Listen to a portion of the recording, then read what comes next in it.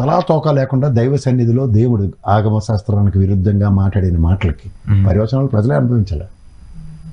ఎవరు అతిథులు కాదు సార్. మేబీ మీరు అలా కన్ఫైన్ చేస్తారా, నేనైతే అలా కన్ఫైన్ టాపిక్లు 3 జరుగుతున్నప్పుడు ఈ మధ్యలో ఆటల రెట్టి పండులాగా జోగి రమేష్ ఎందుకు వచ్చాడు?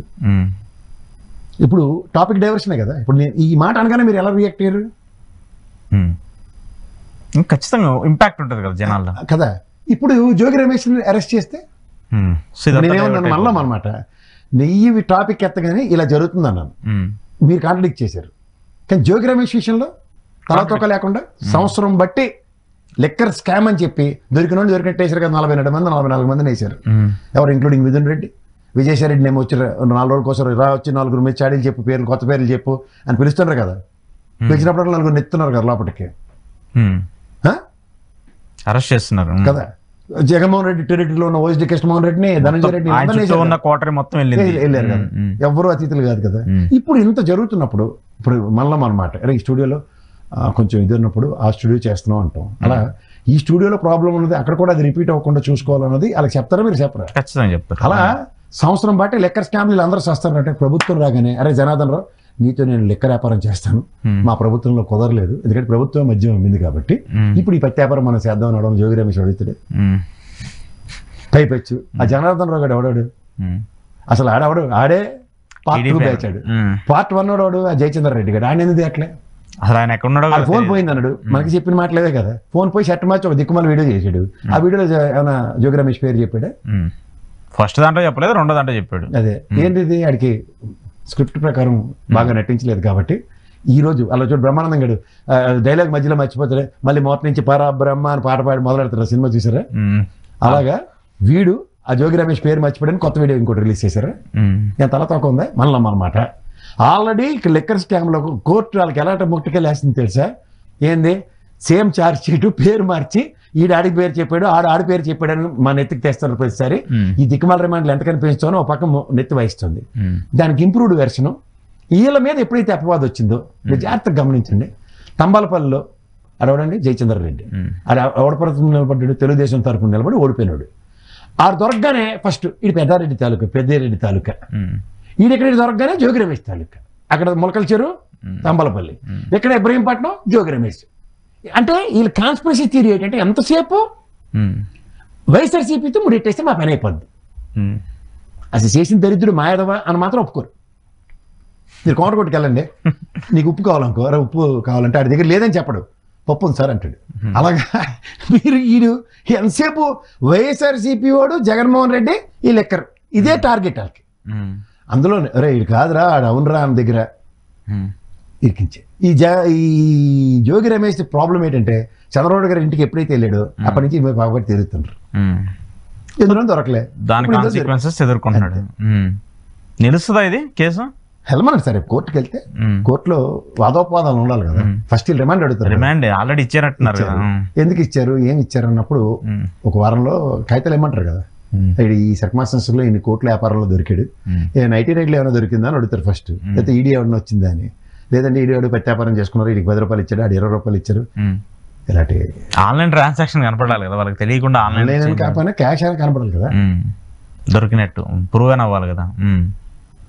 సో ఏం నిలబడదు అంటారు మీ దృష్టిలో? అంటే బేసిక్గా ఇప్పుడు ఎందుకంటే ఇంత నిలబడ్డం అనేది పక్కన పెట్టేసి ఇది పొలిటికల్ వెండక్టా కింద జరుగుతుందని ఈజీగా తెలుస్తుంది. అందులో మీకు నేను చెప్తుంది అదే, చంద్రబాబు గారి ఇంటికి ఎప్పుడైతే వెళ్ళాడో ఆ రోజు నుంచి తనకి అరెస్ట్ తథ్యం. ఇప్పుడు మీరు అబ్జర్వ్ చేయండి, కుల ప్రాతిపదిక మీద అన్న వంశీగా తప్ప ఇంకెవరైనా అరెస్ట్ చేశారా? అవినాష్ చుట్టూ ఉన్న వాళ్ళందరినీ ఎత్తేస్తున్నారు. అవినాష్కి ఒక్కడికి ఎందుకు ఎక్స్క్యూజ్ వస్తుంది? అదేమైనా అనుమానం వాడను అంటే ఇప్పుడు ఏంటంటే మీరు చెప్పేది ఏంటి, సామాజిక వర్గాన్ని వాళ్ళు మాత్రం పరిరక్షించుకున్నారు, మిగతా సామాజిక వర్గాన్ని అరెస్ట్ ముందు ఫస్ట్ ప్రయారిటీ. అంటే ఇది దీంట్లో కూడా ఇక్కడ సామాజిక వర్గాలు వస్తాయి అరెస్టుల్లో ఏం కనబట్లేదు మీకు, క్రిస్టల్ క్లియర్ గా కనబట్లేదు. మరి ఎందుకు రెడ్డి సామాజిక వర్గంలో అరెస్ట్ చేశారు? జగన్మోహన్ రెడ్డి తరపులోనే కృష్ణమోహన్ రెడ్డి, మిథున్ రెడ్డి, ధనంజయ రెడ్డి వీళ్ళందరూ అంతే. ఈ అరెస్టుల్లో కూడా సామాజిక వర్గాలను తీసుకొస్తున్నారంటే మరి అది మీరు చూడండి, కావాలంటే తప్పు చేసిన వాళ్ళందరూ కులం మారితే లేదంటే తక్కువ కులం వాళ్ళు అయితే వాళ్ళని ఏదైనా చేయొచ్చా? ఇది ఎలా కరెక్ట్ అవుతుంది ప్రసాద్ గారు? జరుగుతుంటే కూడా కరెక్ట్ అవుతుందండి, మళ్ళీ అన్నడికి నేడు చేయాలి. మీరే చెప్పారు కదా, ధనంజయ రెడ్డి, కృష్ణమోహన్ రెడ్డి, మిథున్ రెడ్డి, విజయసాయి రెడ్డి చెప్పిన చాడీలు, రాజకేశ్వర రెడ్డి, అదంతా మొదటి బ్యాచ్. రెండో బ్యాచ్ సరే చూద్దాం మరి దానికి సంబంధించి మరి కాదు. అసలు ఎవడైనా తల తోకున్నాడు ఆలోచిస్తే సంవత్సరం పాటు వైఎస్ఆర్సీపీ వాళ్ళకి సొట్ల పెట్టేస్తారు కేసులు చుట్టూ అని చెప్పినాడు, ప్రాణాలు దిగించి వ్యాపారం చేస్తున్నాడు. మళ్ళీ పోనీ జస్ట్ లాజికల్ మాడదాం. జోగి రమేష్ ఈయన ఇద్దరు మంచి ఫ్రెండ్స్ మీరు అన్నట్టు శబాష్. మన లెక్కర్లన్నీ సిండికేట్లే కదా, వైన్ షాప్లో లేదా బార్లో ఏమైనా ఇద్దరు కలిపి ఏమైనా వ్యాపారం ఉందా? టెండర్లు వేసి లేదా నువ్వు పోని డబ్బులు ఇచ్చాడు జోగి రమేష్, ఇందులో పార్ట్నర్ సార్ మీ ఇద్దరు అని ఆ స్టేట్మెంట్ ఇవ్వాలి కదా జనార్దన్ రావు గారు. కానీ వెరైటీకి ఇచ్చాడు, డబ్బులు ఇచ్చాడు తీసుకున్నాడు, డబ్బులు ఇచ్చాడు తీసాడు. ఈ దిక్కుమాల వ్యాపారం ఏది కుటీర పరిశ్రమకి, బెల్ట్ షాపులకిను, ఎంఎస్ఎంఈ యూనిట్ అయిన ఇబ్రహీంపట్నంలో తయారు చేసి షాప్ కింద జనరలైజ్ చేద్దాం. ఇప్పుడు ఎవడో సెల్లర్స్ జోగి రమేష్ వెనకాల తిరిగి ఎవడో సెల్లర్స్ గ్రూప్ మీడియాడు జనార్దన్ రావు గారితో తిరిగి వేసాడు టెండర్, దాంట్లో ఇలా ఈ వ్యాపారం చేసాడంటే అది పట్టుకు. జోగి రమేష్కి అవకాశం ఉందా లేదా? నిజంగా జనార్దన్ రావు గారు అంత క్లోజ్ అయినప్పుడు ఎరా నువ్వు లెక్కర్ షాప్ టెండర్ లేతున్నావు కదా, నాకు 10% ఇవ్వరా 20% ఇవ్వరా అని అడుగుతాడా? నువ్వు చేసి ఈ దిక్కుమాల వ్యాపారంలో నాకు పార్ట్నర్షిప్ అని అడుగుతాడా? జనరలైజ్ చేద్దాం. స్థాయి ఉన్న వ్యక్తి, స్థాయి లేనుడంటే మీరు నేను అన్నట్టు. జస్ట్ ఇన్ని అరెస్టులు జరుగుతున్నప్పుడు కూడా డైరెక్ట్ గా వెళ్ళి ఇలాంటి వాటిలో ఏలు పెడతారనేది ఎవరు సాహసం చేయరు కదా. ముందు ఫస్ట్ సాహసం చేయరు. ఒకవేళ నిజంగా మీరు చెప్పిన మంచి మాసెట్ బంధం ఉంది జనార్దన్ రావు గారికి జోగి రమేష్ అనుకుంటే వ్యాపారంలో పార్ట్నర్షిప్ పడుతుంది. ఇప్పుడు ఆ మాటకు వస్తే కేసీఆర్ సిన్నిను మన రాజకేశ్వర రెడ్డి వాళ్ళిద్దరు పార్ట్నర్షిప్ లోనే కదా చాలా దాంట్లో డైరెక్టర్లు ఎస్టాబ్లిష్ అయ్యాయి కదా. మరి అక్కడ ఆ కేసీఆర్ సిన్ని మీద ఎందుకు అంత ఫోకస్ అవట్లే? రాజకేశ్వర రెడ్డి కేసు నేను పేరు చెప్తే ఆయన కూడా అరెస్ట్ చేయాలి కదా. అప్పుడు నేనెందుకు ఆర్ఓసీకి వెళ్ళి రికార్డులు చెక్ చేస్తే అందరూ ఎన్ని అలా ఆవిడ ఈయన ఇక్కడ తేగల కృష్ణారెడ్డికి సొట్టపోలతో ఎవరో వ్యాపారాలు ఇవన్నీ అందరికి ఎస్టాబ్లిష్డే కదా, వీళ్ళకి ఎందుకు వర్తించట్లే? కాశీ బొగ్గులో జరిగిన స్వామివారి సేవలో 10 మంది చనిపోయిన ఉదంతంలో వాళ్ళ పండగని అయితే అరెస్ట్ చేస్తారు వాళ్ళ అబ్బాయిని. ఈ మా బిఆర్ నాయుడికి ఎందుకు ఎక్స్క్యూజ్? లాజికల్గా మాడదాం. తర్వాత జరిగిన పరిణామంలో సమాచారం తీసుకోండి, తిరుమల తీసుకోండి, ఎక్కడ లేని ప్రతి చర్యలు ఆనంద్ గజపతిరాజు గారి గజపతుల రాజులే కదా, అశోక్ గజపతి రాజు మీద ఏమైనా చర్య ఉందా?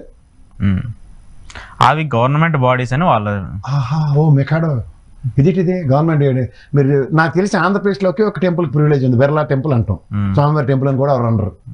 ప్రైవేట్ అది అలాంటిది ఏమైనా ఇది ఉందా? ఎందుకు ఆనందరామరెడ్డి గారికి వాళ్ళ కజిన్ కి చెంచలక్ష్మి దేవాలయం ఉంది.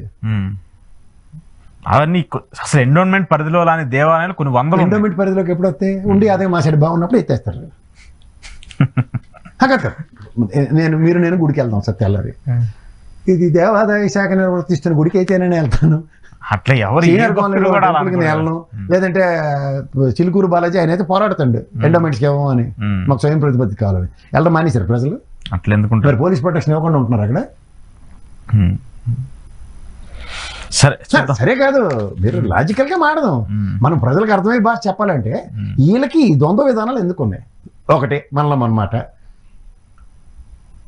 ప్రైవేట్ దేవాలయాలకు వెళ్ళినోడికి పోలీస్ ప్రొటెక్షన్ ఏమైనా క్లాస్ ఇచ్చారా? మాకు ఎక్కడా ఉండదు కదా సార్. అది ప్రమాదం. పోలీస్ స్టేషన్ పరిధిలో ఒక అనూహ్యమైన సంఘటనలు, అనూహ్యమైన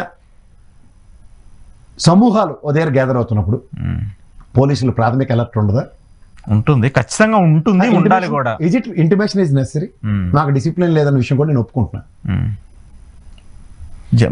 మన పరిస్థితి ఏంటంటే ఇదే కదా, హెవీ క్రౌడ్ ఉండటము, ఎక్కడికి వెళ్ళినా కూడా కనీసం ఆ భద్రతా చర్యలు కూడా పాటించలేము. మనం దేవుడిని చూడాలన్న ఆనందంలో ఒకరినొకరు తోసుకుంటూ వెళ్ళిపోతూ ఉంటారు, తోసుకుంటూ జరుగుతాయి. సహజంగా ప్రతి ఆలయాల్లో జరుగుతున్నాయి, ఇంకా స్టిల్ ఇప్పటికి కూడా జరుగుతుంది. నేను పవన్ కళ్యాణ్ మాట్లాడే బ్రహ్మాండ స్టేట్మెంట్, ఈ కార్తీక మాసం అంత గుళ్ళుకాడు జాగ్రత్తగా ఉండండి. సనాతన హిందూ ధర్మం నెత్తికెత్తుకున్నావు కదయ్యా. సనాతన హిందూ ధర్మంలో ఏకాదశి ప్రాశస్త్యం మీకు తెలియకపోతే, కార్తీక మాసం తొలి ఏకాదశి ఎలా ఉంటుందో అందరికీ తెలిసిన విషయమే. ఈ కార్తీక మాసం గుళ్ళు చుట్టూ ఎంతమంది తిరుగుతారో తెలిసిన విషయమే. సెక్యూరిటీ కల్పించాలి కదా. ఇదేమైనా కొత్తగా అంటే మీరంటే కొత్తగా సనాతన ధర్మం యాక్సెప్ట్ చేశారు కాబట్టి మీకు తెలియకపోవచ్చు, కానీ మా అందరికి తెలుసు కదా. ఇక్కడ ఆశ్చర్యకరమైన విషయం ఏంటంటే రాష్ట్రంలో అడ్మినిస్ట్రేషన్ ఎంతమంది మంత్రి గణాలు ఉన్నా సరే లోకేష్ గారు ఒక్కరి ఆధ్వర్యంలో నడుస్తున్నందుకు చంద్రబాబు గారు లాంటి వ్యక్తి ఉండి కూడా అన్నదైతే ప్రశ్న. మొత్తం ఆయనే చూస్తున్నారు. మెయిన్లీ ఏ డిపార్ట్మెంట్కి ఇష్యూ వచ్చినా కూడా ఆయనే వెళ్తున్నారు, ఆయనే ముందుండి మాట్లాడుతున్నారు. దాని బదులు సకల శాఖ మంత్రి ఇమ్మన్నాడు సార్. ఏం తప్పేముంది, ఒక పార్టీ తరపున ప్రభుత్వం తరపున మెయిన్ పిల్లర్ అంటే కూడా రిప్రజెంట్ చేస్తే అవకాశం. ప్రజాస్వామ్యం సార్.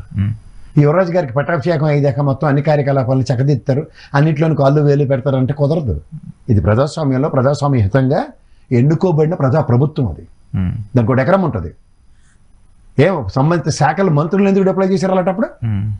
జగన్ హయాంలో కూడా జరుగుతూ వచ్చింది కదా.